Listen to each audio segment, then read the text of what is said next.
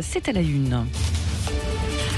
On en parle depuis ce matin d'ailleurs, les états généraux de laïcité, le mot est difficile à dire, il est peut-être difficile à comprendre, allez savoir, qui s'ouvre ce matin à Paris avec notamment Marlène Schiappa et de nombreux intellectuels. À quoi serviront ces débats? On en parle tout de suite avec votre invité Benjamin Sire, compositeur, journaliste et membre du conseil d'administration du Principe républicain. Bonjour. Le Printemps républicain. Bonjour à Benjamin Sire. Bonjour, oui. Soyez le bienvenu sur Sud Radio. Qu'attendez-vous un petit peu de ces états généraux qui débutent aujourd'hui et est-ce que vous avez prévu d'y participer tout simplement? Alors, de quelle façon? Pour ce qui est l'essentiel, c'est votre première question.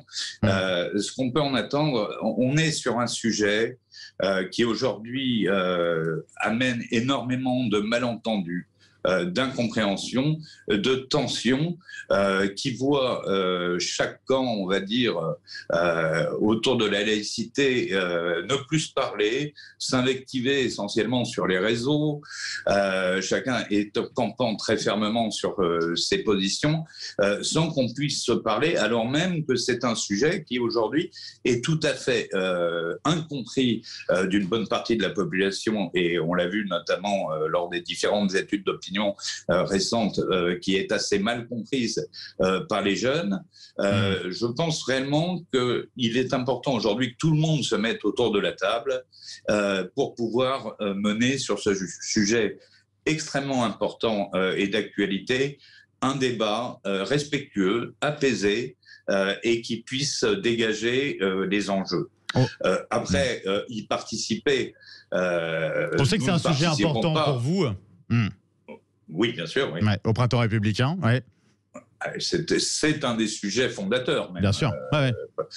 Pour dire la question. Après, y participer sur le lancement, aujourd'hui, donc pas particulièrement. Après, il y aura des tables rondes, des débats, mais c'est pas ça qui me semble le plus important.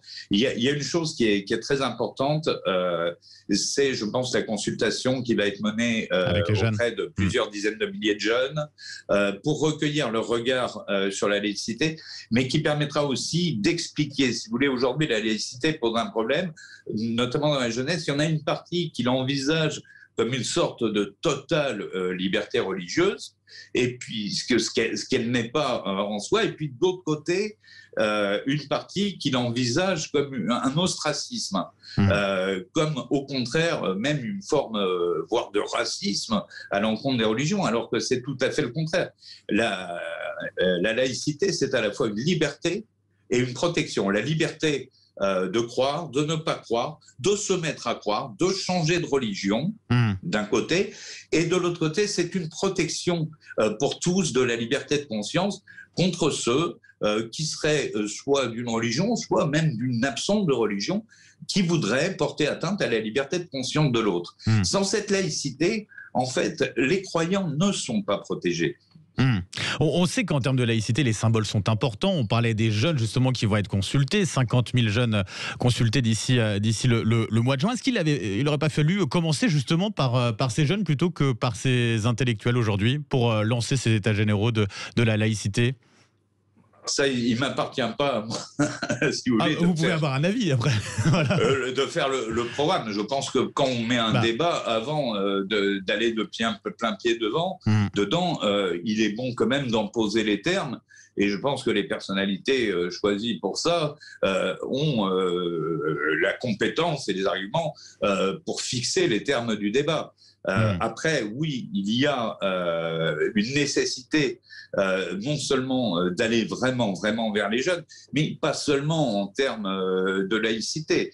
On l'a vu en termes également de liberté d'expression, sur la question de l'égalité homme-femme, mais il y a tout un corpus de travail extrêmement important, de formation à faire, à tous les niveaux de l'éducation nationale. C'est vraiment là que ça se passe. Et c'est pour ça d'ailleurs aussi que la loi confortant les principes républicains veut aller plus loin dans les outils à destination des personnels de l'éducation nationale, mais globalement de l'ensemble des services publics, pour leur donner de meilleurs outils pour eux-mêmes expliquer la laïcité, notamment concernant les référents laïcité qui ont été créés déjà il y a quelque temps. On l'a vu évolue dramatiquement avec l'assassinat de Samuel Paty. Les enseignants, les professeurs qui sont en première ligne dans ce combat pour évoquer, discuter de la laïcité, la faire comprendre. Justement, est-ce qu'il ne faut pas davantage épauler, continuer à assurer finalement ce soutien à ces professeurs dans ce combat-là? Absolument, il faut aimer. Le problème, si vous voulez, aujourd'hui, effectivement, on peut former des enseignants, on peut former des référents et autres. Après, il y a la question de l'enseignant seul dans sa classe face à ses élèves. Et effectivement, de ce point de vue-là, et d'ailleurs la loi qui vient d'être votée a des dispositions qui sont amenées à protéger davantage les enseignants, mais encore faut-il que les enseignants eux-mêmes aient une compréhension claire des enjeux de la laïcité et de ses principes. Et qu'ils soient dans ce cas-là épaulés par des gens qui amènent vraiment la jeunesse à comprendre les principes républicains. Ce que disait le président de la République quand il disait « je veux former des républicains », c'est un peu la question.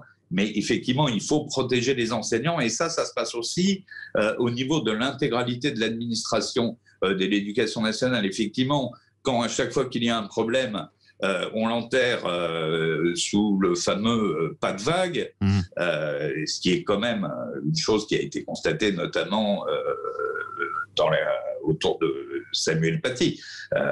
L'administration n'a pas suivi. C'est un ensemble de choses. Et celle-là est vraiment primordiale.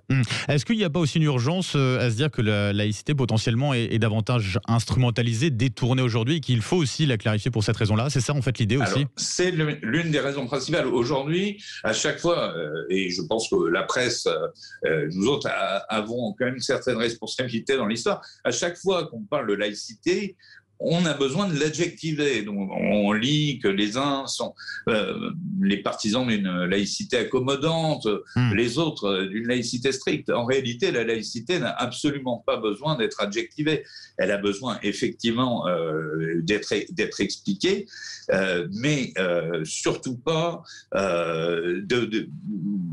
si vous voulez, tout le monde essaye de la faire coller à son idéologie, alors qu'il n'y a pas d'idéologie autour de la laïcité. C'est un principe, s'il y a quand même une idéologie, mais c'est un principe qui est assez clair, qui est une liberté et une protection. Et c'est ça qu'il faut expliquer. Il faut rassurer avec la laïcité. Elle n'a jamais posé de problème pendant des décennies. Elle a été fondatrice de la République telle qu'on la connaît.